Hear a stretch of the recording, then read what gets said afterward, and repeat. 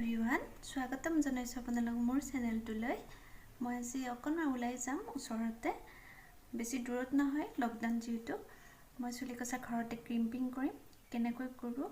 আপোনালোকক ভিডিওটো জৰিয়তে অকণমান দেখাই আছো প্লিজ ভিডিওটো চাই থাকিব আপোনালোক এয়া ক্ৰিম্পিং কৰিবলৈ ষ্টাৰ্ট কৰি দিলো মই চুলিকছা ধুনিয়াকৈ ধুই লৈছো ক্ৰিম্পিং কৰাৰ আগতে এনেও ধুই ল'ব লাগে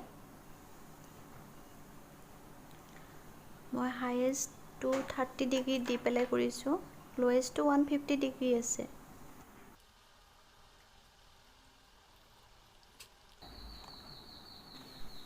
মই এনেকৈ চুলিত মাজে মাজে ক্ৰিম্পাৰ ব্যৱহাৰ কৰো কেতিয়াবা সদায় নকৰো যেহেতু কৃত্ৰিমভাৱে ব্যৱহাৰ হোৱা বস্তু এইবোৰ হিমান ঠিক নহয়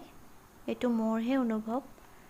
কাৰণ ধোৱা ওলাই যেতিয়া ক্ৰিম্পিং কৰো দেখিছে নহয় চুলিৰ সজীৱতাটো নোহোৱা হৈ যোৱা যেন লাগে মই চুলিৰ আগৰখিনি কৰিছো যদি চুলিৰ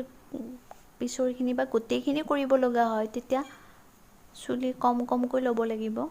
এনেও কমকৈ ল'লে চুলিৰ ক্ৰিম্পিংটো ধুনিয়াকৈ বহে মই হিমান বেছিকৈ কৰা নাই অকণমানকৈ কৰিছো ভিডিওটোত সেইখিনি আপোনালোকক দেখুৱালো আপোনালোকে বাৰু ঘৰত এনেকুৱাকৈ কৰে নে জনাবচোন প্লিজ কমেন্টত প্লিজ ভিডিওটো চাই কেনেকুৱা লাগিল কমেন্টত জনাব বাই বাই